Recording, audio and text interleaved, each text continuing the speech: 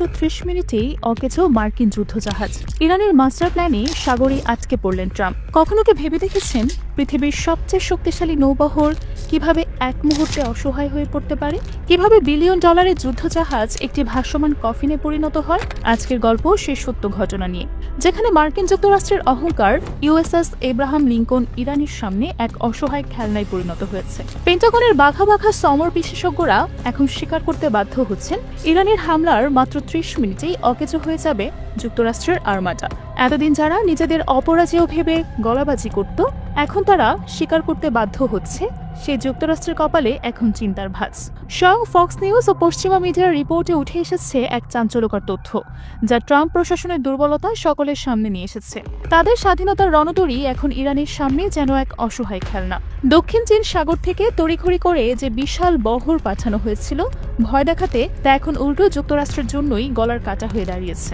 সমর বিশেষজ্ঞরা সাফ জানিয়ে দিয়েছেন, পারস্য উপসাগরের নোনা জলে যুক্তরাষ্ট্রের এই মাল্টি-বিলিয়ন ডলারের প্রজেক্ট আসলে একটি ভাসমান কফিনে পরিণত হতে চলেছে। পরিস্থিতি এতটাই লেজ গোবরে হয়ে গেছে যে হোয়াইট হাউসের গুটি সামলাতে গিয়ে ট্রাম্পের এখন রীতিমতো আক্কেল গুরু হওয়ার দশা। ইরানি মিসাইলের রেঞ্জের মধ্যে এসে যুক্তরাষ্ট্রের এই দম্ভ চূর্ণ হতে সময় লাগবে মাত্র আধা ঘন্টা। কেন, কিভাবে বিশ্বের সেরা নৌবহর একটি সাধারণ টার্গেটে পরিণত হলো, সেই হিসেব মেলাতে গিয়েই এখন হিমশিম খাচ্ছে হোয়াইট হাউস। যুক্তরাষ্ট্রের এই বিশাল রণতরী বহর বা আর্মাডা এখন অবস্থান করছে ইরান উপকূল থেকে মাত্র ২০০ থেকে ৩০০ কিলোমিটারের মধ্যে। মানচিত্রের দিকে তাকালে যে কেউ বুঝতে পারবে এই অবস্থানটি সমর কৌশলের দিক থেকে কতটা আত্মঘাতী। পেন্টাগন হয়তো ভেবেছিল তাদের বিশাল সাইজের এই যুদ্ধজাহাজ দেখে তেহরান ভয়ে কুঁকড়ে যাবে, কিন্তু আদতে ঘটেছে ঠিক তার উল্টোটি। ইরান এই বিশাল বহরকে কোনো পাত্তাই দিচ্ছে না, বরং তারা যেন একটি সহজ শিকারের অপেক্ষায় বসে আছে। যুক্তরাষ্ট্রের এই আর্মাটা কিন্তু কোনো সাধারণ বহর নয়। এর মাদার ভেসেল বা মূল আকর্ষণ হলো ইউএসএস এব্রাহাম লিঙ্কন, যা নিজেই একটি ভাসমান বিমান ঘাঁটি। এর বুকে রয়েছে অন্তত সবচেয়ে অত্যাধুনিক যুদ্ধ বিমান, যার মধ্যে রয়েছে পঞ্চম প্রজন্মের F-35, লাইটনিং 2 এবং FA-18 সুপার হর্নেটের মতো বিধ্বংসী সব ফাইটার জেট। পেন্টাগনের দাবি অনুযায়ী এই বিমানগুলো একাই যে কোনো দেশের আকাশসীমা থেকে থেতে থেতে ফেলে দেওয়ার ক্ষমতা রাখে। শুধু বিমান দিয়েই ক্ষান্ত হয়নি যুক্তরাষ্ট্র। এই আর্মাটার নিরাপত্তায় ও আক্রমণে সাধনে রাখা হয়েছে 5টি শক্তিশালী ডেস্ট্রয়ার, যার প্রতিটিতে 96টি করে মিসাইল লোড করা আছে। আছে একটি বিশাল ক্রুজার, যার পেটে রয়েছে 150টির মতো মিসাইল। এমনকি পানির নিচ থেকে নিঃশব্দে হামলা চালানোর জন্য সাথে রয়েছে পারমাণবিক শক্তিচালিত অত্যাধুনিক সাবমেরিন। সব মিলিয়ে হিসাব করলে দেখা যায় প্রায় 650টির মতো মিসাইল যে কোনো মুহূর্তেই ফায়ার করার জন্য প্রস্তুত রাখা হয়েছে। কাগজে কলমের শক্তি দেখে বিশ্বের যে কোনো দেশ ভিমড়ি খেতে বাধ্য।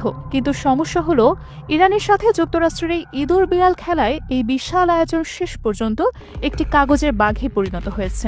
দক্ষিণ চীন সাগর থেকে এত তোড়জোড় করে এই বহর এনে এখন ট্রাম্প প্রশাসন বুঝতে পারছে তারা আসলে নিজেদের পাতা ফাঁদে নিজেরাই আটকে পড়েছে। প্রশ্ন আসতেই পারে, এত বিশাল সব আয়োজন ও মাল্টি-বিলিয়ন ডলারের সব লোহা লক্ষ্য থাকতেও কেন যুক্তরাষ্ট্র ইরানের সামনে এত অসহায় বোধ করছে?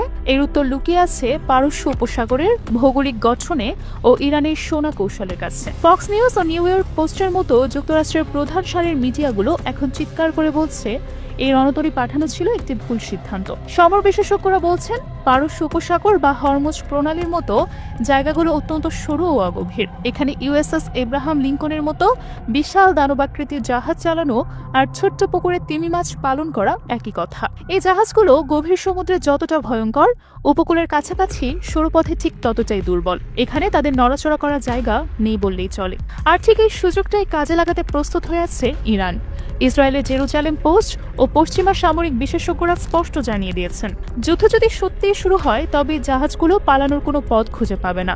ইরাক বা ভিয়েতনামে যুক্তরাষ্ট্রের নৌবাহিনী যে দাপট দেখিয়েছিল, ইরানের ক্ষেত্রে তা একেবারেই খাটে না। ইরাক বা ভিয়েতনামের কাছে এমন কোনো প্রযুক্তি ছিল না যা দিয়ে তারা সাগরের বুকে যুক্তরাষ্ট্রের জাহাজে পাল্টা আঘাত হানতে পারে। কিন্তু ইরান তো আর ইরাক বা ভিয়েতনাম নয়। তাদের হাতে রয়েছে এমন সব প্রযুক্তি যা পেন্টাগনের হিসেব নিকে সব উলটপালট করে দিয়েছে। যুক্তরাষ্ট্রের সমর বিশেষজ্ঞরা এখন স্বীকার করছেন তাদের এই বিশাল বহর আসলে ইরানের মিসাইল প্র্যাকটিসের জন্য একটি চমৎকার টার্গেট ছাড়া আর কিছুই নয়। কারণ উপকূলের এত কাছে থাকায় ইরানের যে কোনো সাধারণ মানের রাডারেও এই জাহাজের অবস্থান পরিষ্কারভাবে ধরা পড়ছে। যুক্তরাষ্ট্র নিজেই তাদের সেরা সম্পত্তি ইরানের কামানের গোলার মুখে এনে বসিয়ে দিয়েছে। যুক্তরাষ্ট্রের কপালে চিন্তার ভাঁজ পড়ার আরেকটি বড় কারণ হলো ইরানের ড্রোন প্রযুক্তি। পেন্টাগন এতদিন নিজেদের ডিফেন্স সিস্টেম নিয়ে বেশ গর্ব করত, কিন্তু ইরানের তৈরি সস্তা অথচ কার্যকরী ড্রোনগুলো সেই গর্বে আঘাত বেঁধে নিচ্ছে। সমর বিশেষজ্ঞরা একে বলছেন ড্রোন সোর বা ড্রোনের ছাপ। বিষয়টা এখন একটু সহজ করে বোঝা যাক।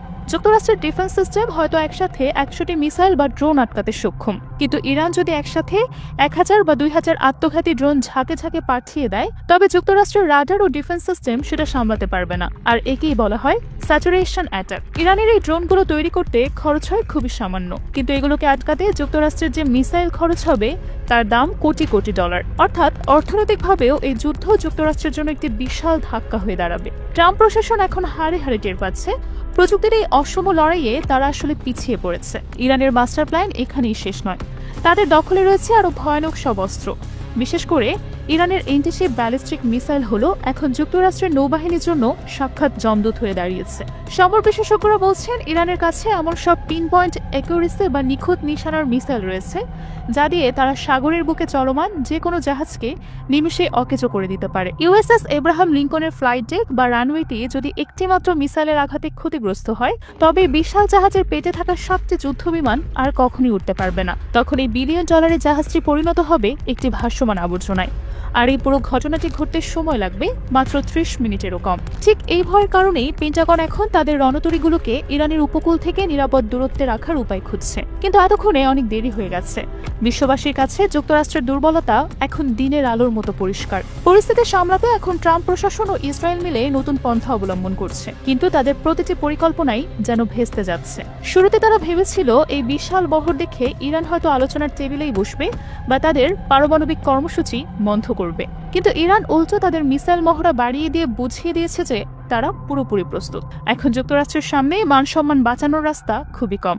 সামরিক বিশ্লেষকরা বলছেন শেষমেশ হয়তো যুক্তরাষ্ট্রকে তাদের সাধের আর্মাডা বা ইউএসএস এব্রাহাম লিঙ্কনকে বহু দূরে ইন্দো মহাসাগরে সরিয়ে নিতে হবে। আর হামলার জন্য তাদের নির্ভর করতে হবে দূরপাল্লার B-2 স্পিরিট বোমারের উপর। তবে এটা করলেও তা হবে যুক্তরাষ্ট্রের নৌবাহিনীর জন্য একটি লজ্জাজনক পরাজয়, কারণ এর মাধ্যমে তারা পরোক্ষভাবে স্বীকার করে নিচ্ছে যে ইরানের উপকূলের কাছে যাওয়ার সাহস বা সক্ষমতা তাদের আর নেই। যুক্তরাষ্ট্রের এই পিছু হটা বা দোটানায় থাকা বিষয়টি মধ্যপ্রাচ্যের রাজনীতিতে একটা নতুন মোড় এনে দিয়েছে। এতদিন যারা মনে করত যুক্তরাষ্ট্রের ইশারা ছাড়া গাছের পাতা নড়ে না, তারা এখন দেখছে খোদ যুক্তরাষ্ট্রই ইরানের ভয়ে কতটা তটস্থ। ফক্স নিউজের রিপোর্টে বারবার উঠে আসছে যুক্তরাষ্ট্রের এই সামরিক ভুল তাদের সুপার পাওয়ার ইমেজে বড় ধরনের ধস নামিয়েছে। ইসরায়েল চেয়েছিল যুক্তরাষ্ট্রকে দিয়ে ইরানের উপর হামলা চালিয়ে তাদের পারমাণবিক স্থাপনাগুলো ধ্বংস করে দিতে, কিন্তু এখন দেখা যাচ্ছে যুক্তরাষ্ট্র নিজেই নিজেদের রক্ষা করতে ব্যস্ত।